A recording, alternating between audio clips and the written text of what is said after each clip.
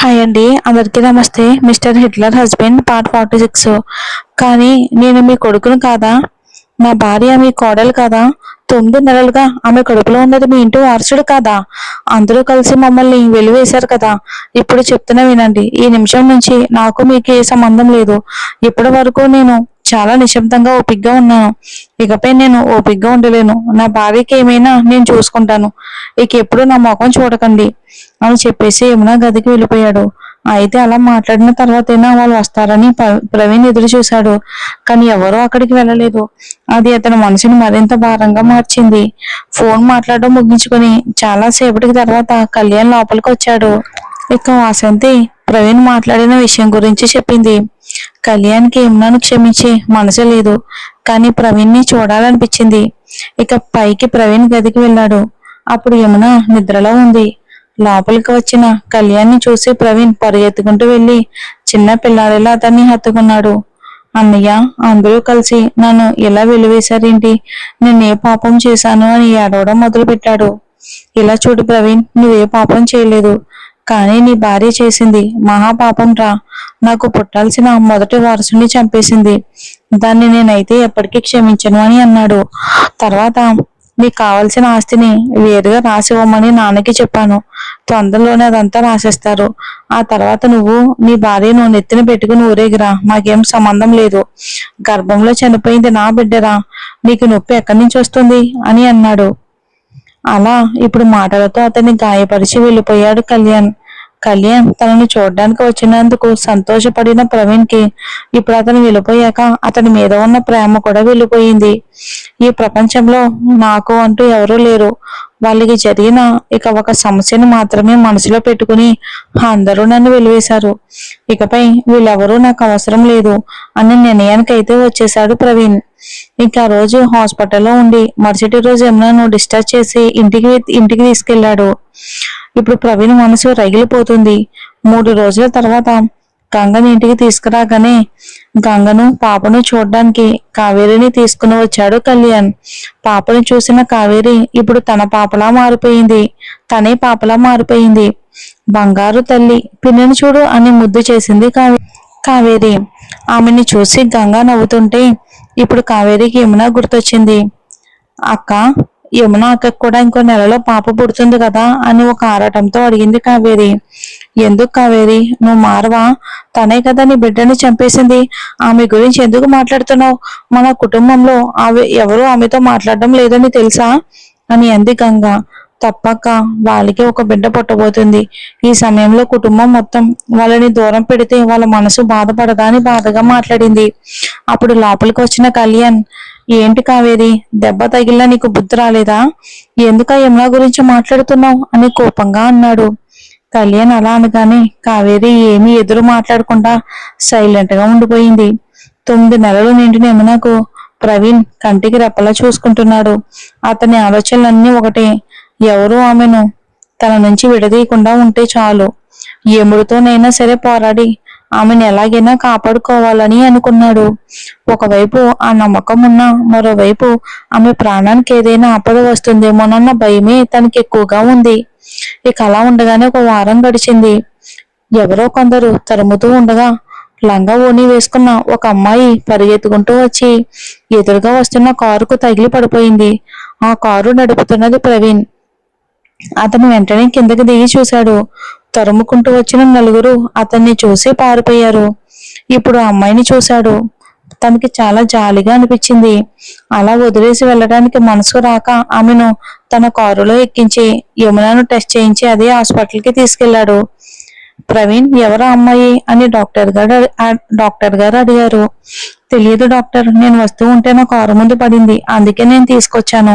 ఆ అమ్మాయికి ఆరోగ్యం బాగయ్యాక అడ్రస్ అడిగి ఇంటికి పంపించండి. ఆమెకు అయ్యే బిల్లు నేనే కడతాను. నాకు ఫోన్ చేయండి, నేను చెల్లిస్తాను అని చెప్పి అక్కడి నుండి వెళ్ళిపోయాడు ప్రవీణ్. ఇంకలా 2 రోజుల తర్వాత అదే హాస్పిటల్కి యమున డెలివరీ కోసం తీసుకొచ్చాడు ప్రవీణ్. ఆ రోజు యమున చాలా నీరసంగా ఉంది. ఆమెను చూసిన ప్రవీణ్కి మనసులో ఏదో తెలియని భయం మొదలైంది. అయినా ఆమెకు పెద్దగా నొప్పి లేకపోవడంతో అతనికి కొంచెం ఊరట కలిగింది. యమున సోఫాలో కూర్చుని ఉంది. ప్రవీణ్ ఆమె దగ్గరికి వెళ్లి కూర్చుని ఆమె కాళ్ళు తన ఒడిలో పెట్టుకుని మెల్లగా ఒత్తుతూ, ఏమైంది యమున? ఏమైనా నొప్పిగా ఉందా? ఏదైనా ఉంటే నాతో చెప్పు, దాచగా అన్నాడు. లేదు ప్రవీణ్, నొప్పి లేదు, కానీ ఏదోలా ఉందిరా, నాకు భయంగా ఉంది. నీతో కలిసి చాలా సంవత్సరాలు బ్రతకాలి అని ఉంది, కానీ ఇప్పుడు నా పరిస్థితి గుర్తొస్తే చాలా భయంగా ఉంది. బిడ్డ పుట్టాక నాకేమైనా అవుతుందేమోనని చాలా భయంగా ఉందిరా అంటూ బాధపడింది. ఆమె కళ్ళల్లో మరణ భయం స్పష్టంగా కనిపించింది.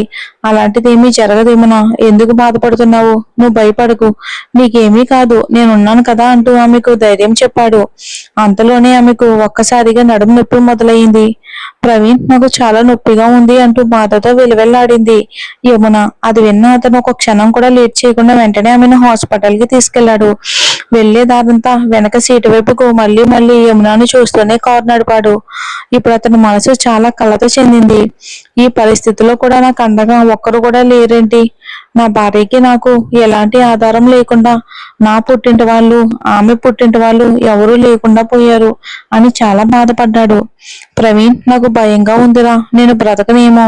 బిడ్డ కోసం నువ్వు మంచిగా ఇంకొక పెళ్లి చేసుకుని సంతోషంగా ఉండాలి అని ఆమె అనగానే ప్రవీణ్ కారు ఆపేశాడు. వెంటనే ఆమె వైపుకు తిరిగి, ఇటు చూడేమనా, నీకేమీ కాదు, భయపడుకో అని చెప్పి మళ్ళీ కారు స్టార్ట్ చేశాడు. హాస్పిటల్ వెళ్ళగానే యమునను డెలివరీ గదిలో చేర్చారు.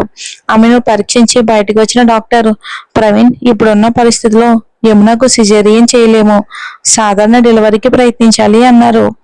డాక్టర్, ఏంటి మీరు చెప్పేది? ఆ రోజు ఆమెకు సాధారణ డెలివరీ అవ్వదు, సిజేరియన్ చేయాలని చెప్పారు, ఇప్పుడు అకస్మాత్తుగా ఇలా అంటున్నారేంటి అని అడిగాడు. ప్రవీణ్ ఉమ్మనీరు పైలిపోయింది, అంతేకాదు రక్తపోటు కూడా ఎక్కువగా ఉంది. ఇప్పుడు క్లోరోఫామ్ మత్తు మందు ఇవ్వలేం. ఇప్పుడు నడుము ఎముకలు కొద్దిగా కదలడం మొదలయ్యింది. ఖచ్చితంగా ఆమెకు సాధారణ డెలివరీ అవుతుంది కానీ అంటూ డాక్టర్ మాట ఆపేశారు. అతను భయంతో నిండిన కళ్ళతో వాళ్ళ వైపుకు చూశాడు. ప్రవీణ్, భయపడకండి, మేము చూసుకుంటాము, యమునకి ఏమీ కాదు అని చెప్పి లోపలికి వెళ్ళారు. కానీ యమున డెలివరీ వరకు ఒక పెద్ద సవాలుగా మారింది. కళ్ళు మూసుకున్న అతను దేవునికి మాత్రమే నమ్ముకున్నాడు. దేవుడా, నా భార్య బిడ్డ ఇద్దరినీ కాపాడు, నీకు కోటి పుణ్యాలు వస్తాయి స్వామి అని మనసులోనే ప్రార్థిస్తూ కూర్చున్నాడు. ఇక నొప్పితో విలువెల్లాడిన యమున గొంతు ఆగిపోయి ఇప్పుడు పసికందు గొంతు వినిపించింది. అయినా అతనికి భయం తగ్గలేదు. ఏమైందో ఏమో అని తల్లడిల్లిపోతున్నాడు. ఇంతలో బిడ్డను క్లీన్ చేసి కొత్త బట్టలు వేసి బయటకు తీసుకొచ్చి ప్రవీణ్ చేతిలో పెట్టారు. బిడ్డను తీసుకునే ముందు అతను డాక్టర్ వైపుకు చూసి, యమున ఎలా ఉంది అని తడబడుతూ అడిగాడు. ప్రవీణ్, యమున పరిస్థితి కొంచెం ప్రమాదకరంగానే ఉంది. ఇప్పుడు ఆమెను రెడీ చేసి ఐసీయూకి మార్చబోతున్నాం. 24 గంటల తర్వాత ఆమె పరిస్థితి గురించి చెప్పగలం. బిడ్డను జాగ్రత్తగా చూసుకొని చెప్పి డాక్టర్ లోపలికి వెళ్ళిపోయాడు. బిడ్డను పట్టుకునే శక్తి కూడా లేక ప్రవీణ్ అలాగే కుప్పకూలిపోయాడు. కింద పడిపోతున్న ఆ పసికందును ఒక అమ్మాయి తన చేతులతో పట్టుకుంది. ఆ పసికందు ఏడుపు ఆమెలో ఎన్నో భావాలను కలిగించింది. బిడ్డ ఏడుస్తుందని వేగంగా పరిగెత్తుకొచ్చిన ఆమె ప్రవీణ్ కింద పడిపోవడంతో ఆ బిడ్డను తన చేతుల్లోకి తీసుకుంది. పసికందు ముఖం చూడగానే ఆమె ఒళ్ళు జలతరించింది. ఏం చెయ్యాలో తెలియక ఆమె దగ్గరలో ఉన్న మరో డాక్టర్ గదికి వెళ్ళి, డాక్టర్, అక్కడ ఒకరు స్పృహ తప్పి పడిపోయారు, అది ఆయన బిడ్డ ఏడుస్తూనే ఉంది, ఏం చేయాలో తెలియడం లేదు, పాపకు చాలా ఆకలిగా ఉన్నట్టుంది, వాళ్ళ అమ్మకి ఏమైందో కూడా అర్థం కావట్లేదు అని కంగారుగా చెప్పింది. వెంటనే బయటికి పరిగెత్తుకొచ్చిన డాక్టర్ ప్రవీణ్ ని చూశారు. ఇద్దరు సహాయకుల సహాయంతో అతన్ని ఒక మంచం మీద పడుకోబెట్టి గ్లూకోజ్ ఎక్కించారు. డాక్టర్ సలహా మేరకు ఒక పాలు డబ్బా తెప్పించగా ఆ పొడిని వేడి నీళ్ళలో కలిపి ఇక శంఖంతో మెల్లగా ఆ బిడ్డకు పట్టించింది అమ్మాయి. ఇప్పుడు తన తల్లిదండ్రులు ఇద్దరు దగ్గర లేని ఆ పసికందుకు ఆమె సర్వస్వంగా మారింది. చాలాసేపటి తర్వాత ప్రవీణ్ కి స్పృహ వచ్చింది. అతని పక్కనే అమ్మాయి ఉంది. మెల్లగా కళ్ళు తెరిచి చూశాడు. అప్పుడే తన బిడ్డ గుర్తొచ్చింది. వెంటనే లేచాడు. తన చేతిని చూసుకున్నాడు. గ్లూకోజ్ ఎక్కుతుంది. మనం ఎక్కడున్నామని ఆలోచించే లోపే సార్ అని పిలిచింది అమ్మాయి. 2 రోజుల క్రితం తను హాస్పిటల్లో చేర్పించిన అమ్మాయి ఆమె. ఆమెను చూసిన అతను ఏమైంది, నా బిడ్డ ఎక్కడా అని అడిగాడు. సార్, డాక్టర్ చెప్పిన పొడిపాలు ఇచ్చాను, పాప నిద్రపోయింది అని తన ఒడిలో ఉన్న బిడ్డను అతని పక్కనే పడుకోబెట్టింది అమ్మాయి. బిడ్డను చేతుల్లోకి తీసుకున్న అతను ఆపకుండా ఏడవడం మొదలుపెట్టాడు. మీ అమ్మను ఈ 8 నెలలు కంటికి రెప్పలా కాపాడుకున్నాన్రా, కానీ ఇప్పుడు ఆమె ప్రాణాలకి ప్రమాదం అంటున్నారు. 24 గంటల తర్వాత గాని ఆమె బ్రతుకుతుందో లేదో తెలియదు అంటున్నారు. నాకు చాలా భయంగా ఉంది. నిన్ను నన్ను వదిలి మీ అమ్మ వెళ్ళిపోతే మీ నాన్న బ్రతికి ఉండలేరా? మన పరిస్థితి ఎలా అయిపోవాలా అని ఆ పసికందుతో చెప్పి ఏడ్చేశాడు ప్రవీణ్. అది చూసిన అమ్మాయి మనసు తట్టుకోలేకపోయింది. తన జీవితాన్ని నాశనం చేయాలని చూసిన తన తండ్రి, అన్న, మామ లాంటి మగవాళ్ళని చూసి ఆమె మగ జాతిని ద్వేషించింది. కానీ ఇప్పుడు ప్రవీణ్ని చూస్తూ ఉంటే ఇలాంటి మంచి మనుషులు కూడా ఉంటారా? తన భార్య కోసం కన్నీళ్లు పెట్టుకునే వాళ్ళు కూడా ఉంటారా? దేవుడా, దయచేసి అతని దగ్గర నుంచి అతని భార్యను దూరం చేయకు అని అనుకుంటూ దేవుడికి ఆ అమ్మాయి ఎన్నో మొక్కులు పెట్టుకుంది. కవిత దగ్గరికి వద్దాం. సుభాష్తో తను గడిపిన జ్ఞాపకాలు ఆమెను చాలా బాధ పెట్టాయి. కన్నీళ్లతో అతని గదిలోనే ఉండిపోయింది కవిత. అతను చేసిన ద్రోహాన్ని మళ్ళీ మళ్ళీ గుర్తుకు చేసుకుని ఇప్పుడు అతని మీద ఆమెకు పూర్తిగా ద్వేషం పెరిగింది. అతన్ని పూర్తిగా ద్వేషించే స్థితికి చేరుకుంది. కనిపిస్తే చంపేసి తన బిడ్డను అతని నుంచి లాక్కోవాలి అన్నంత కోపంతో ఎదురు చూస్తుంది కవిత. ఇంకా ముంబైలో సుభాష్ తన కూతుర్ని గుండెల మీద పడుకోబెట్టుకున్నాడు. ఆ రాత్రి అతనికి అసలు నిద్రే రాలేదు. బిడ్డ కోసం కవిత పాడిన జోలపాటనే మళ్ళీ మళ్ళీ వింటూ ఉన్నాడు. ఇప్పుడు బిడ్డ నిద్రపోయింది, కానీ అతనికి మాత్రం నిద్ర పట్టలేదు. కవిత జ్ఞాపకాలు అతని మనసుని చాలా బాధ పెట్టాయి. ఆమె నవ్వు, కోపం, ఏడుపు, ఇలా ఆమె భావాలు ఒక్కొక్కటిగా అతని మనసులోకి వచ్చాయి. ఇప్పుడు తను మరిచి కవితకు చేసిన ద్రోహాన్ని గుర్తుకు చేసుకుని అపరాధ భావంతో బాధపడడం మొదలుపెట్టాడు. చాలాసేపు నిద్ర రాకపోవడంతో తన ఫోన్లో ఉన్న ఆమె జోలపాటను ప్లే చేసి ఆమె ఫోటోను చూస్తూ పడుకున్నాడు. ఇక అక్కడ కవిత తన బిడ్డను చూడలేకపోతున్నానని బాధపడుతూ ఉంటే, ఇక్కడ సుభాష్ కు మాత్రం ఆమె మీద ప్రేమ, ఆరాటం రోజు రోజుకి పెరుగుతుంది. కానీ విధి ఆడే ఆటలో కాలం గడిచాక కవితపై సుభాష్ కు ఉన్న ప్రేమ గెలుస్తుందా? అతను చేసిన ద్రోహాన్ని క్షమించి కవిత అతన్ని అంగీకరిస్తుందా అనే ప్రశ్నలకు కాలమే సమాధానం చెప్పాలి. ఇక బిడ్డను కాసేపు ప్రవీణ్ కి ఇచ్చి, సార్, నేను రెస్ట్ గదికి వెళ్ళొస్తాను అని చెప్పి ఆ అమ్మాయి బయటికి వెళ్ళింది. ఇంకిప్పుడు సమయం రాత్రి 12 గంటలు. తిరిగి వచ్చిన ఆమె బిడ్డ కోసం ప్రత్యేకంగా ఏర్పాటు చేసిన గదిలో ఆ రాత్రంతా పసికందుతోనే ఉంది. ప్రవీణ్ మాత్రం అత్యవసర చికిత్స విభాగం గది బయటే కూర్చున్నాడు. తన భార్య ఎలాగైనా కళ్ళు తెరిచి బయటకు రావాలని ఇక దేవుణ్ణి ప్రార్థిస్తూ కళ్ళు మూసుకుని ఉన్నాడు. బిడ్డ ఏడ్చినప్పుడల్లా ప్రవీణ్ ఆ గదిలోకి పరిగెత్తి వెళ్లి చూసేవాడు.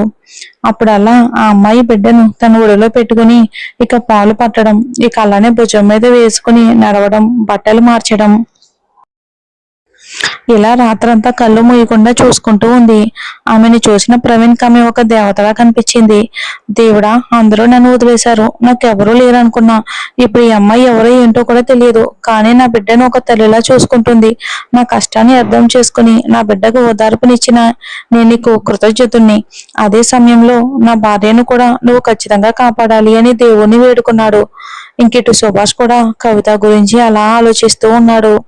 మరి చూద్దాం, సుభాష్ కవిత దగ్గరికి వస్తాడా? మరి యమున చనిపోతుందా? చూద్దాం మరి ఏం జరుగుతుందో వచ్చే ఎపిసోడ్లో.